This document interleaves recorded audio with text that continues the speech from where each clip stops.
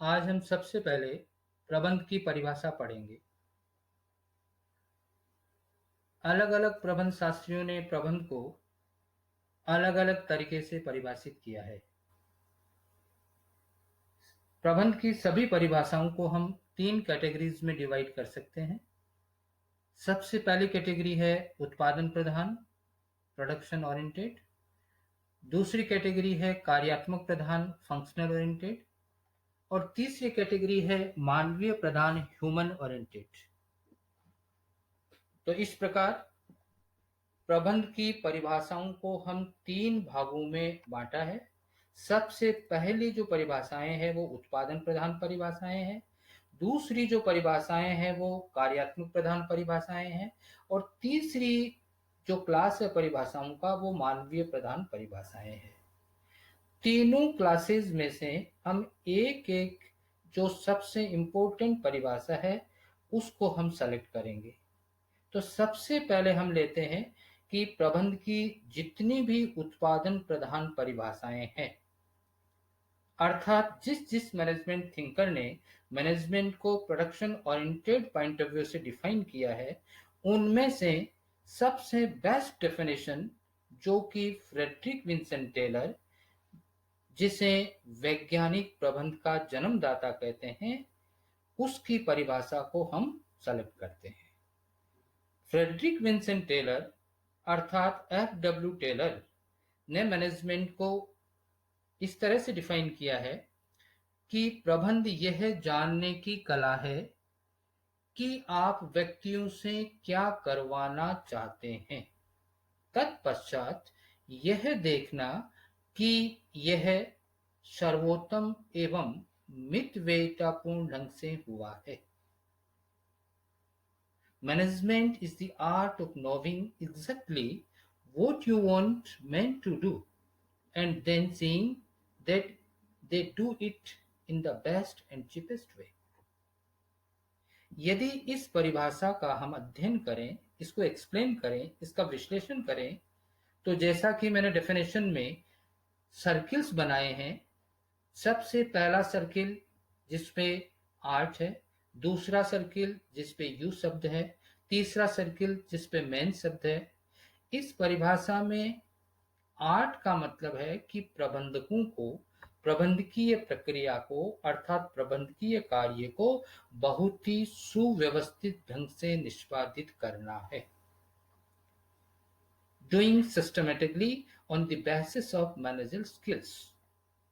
दूसरा जो सर्किल है वो है यू। यू शब्द यहाँ टेलर ने मैनेजर्स के लिए अर्थात प्रबंधकों के लिए यूज किया है। और तीसरा जो सर्किल है वो है मेन, MEN, मेन। मेन यहाँ जो आपके एम्प्लॉइज है, आपके सबॉर्डिनेट्स है, आपके मेन पावर है, उनके लिए यूज किया है।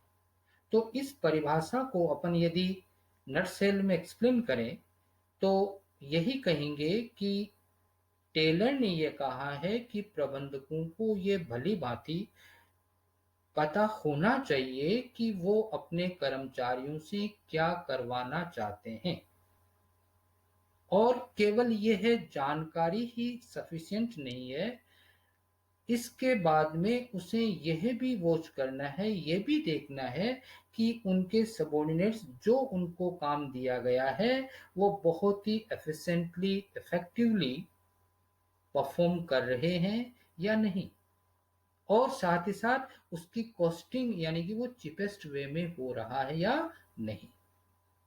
तो ये परिभाषा एफ.डब्ल्यू. टेलर की है, जिसमें उन्होंने उत्पादन पर अधिकतम बल दिया है। और साथ ही साथ इस परिभाषा की यदि हम आलोचना करें तो जो प्रबंध शास्त्री इसकी आलोचना करते हैं वो ये कहते हैं कि इसमें maximum use of man and machine है, अर्थात इसमें मानव एवं मशीन का अधिकतम उपयोग हुआ है। दूसरी आलोचना क्रिटिसाइजर्स ऐसे करते हैं कि इसमें उत्पादन या उत्पादकता पर अधिक बल दिया गया है। तीसरी आलोचना इस तरह से करते हैं कि इसमें जो मेन है अर्थात जो कर्मचारी है उनके साथ मशीनरी की भांति व्यवहार किया है। तो इस तरह से अलग अलग आलोचक इस परिभाषा की आलोचना करते हैं। दूसरी परिभाषा हम लेते हैं हेनरी फेयोल की। हेनरी फेयोल की डेफिनेशन कार्यात्मक प्रधान है। हेनरी फेयोल ने प्रबंध को डिफाइन किया है। प्रबंध का अर्थ है पूर्वानुमान लगाना तथा नियोजन करना, संगठित करना, आदेश देना, समन्वय करना तथा नियंत्रण करना। To manage is to forecast and to plan, to organize, to command, to coordinate and to control. यदि इस परिभाषा का, हेनरी फेयोल की परिभाषा का अपन विश्लेषण करें तो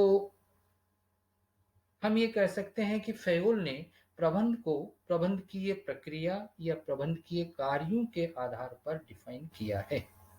उन्होंने ये कहा कि प्रबंधकीय कार्यों का निष्पादन करना ही प्रबंध होता है, अर्थात पूर्वानुमान एवं नियोजन करना, संगठित करना, समन्वय करना, आदेश देना एवं नियंत्रण करना ही प्रबंध है।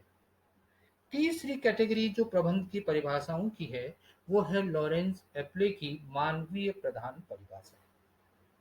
लॉरेंस एप्ले ने अपनी परिभाषा में मानव पर अधिक बल दिया है। उसके अनुसार प्रबंध व्यक्तियों का विकास है, ना कि वस्तुओं का निर्देशन। Management is the development of people, not the direction of things. Management is personnel administration. यदि इस परिभाषा की हम स्टडी करें तो ये स्पष्ट होता है कि एप्ले ने भौतिक संसाधनों की तुलना में मानवीय संसाधनों पर अधिक ध्यान दिया है। इस परिभाषा में जो व्यक्ति शब्द आया है, उन्होंने जो व्यक्ति शब्द यूज किया है वो ह्यूमन रिसोर्सेज मानवीय संसाधन के लिए किया है, और वस्तुएं जो शब्द यूज किया है वो भौतिक संसाधन फिजिकल रिसोर्सेज के लिए किया है। उनका ये मानना था कि यदि आपको अपनी संस्था या अपने संगठन के लक्ष्यों की प्राप्ति करनी है तो आपको दोनों ही तरह के संसाधनों का अधिकतम विदोहन करना होगा, अधिकतम यूज करना होगा, और इसके लिए आपको मानवीय संसाधन पर अधिक ध्यान देना होगा।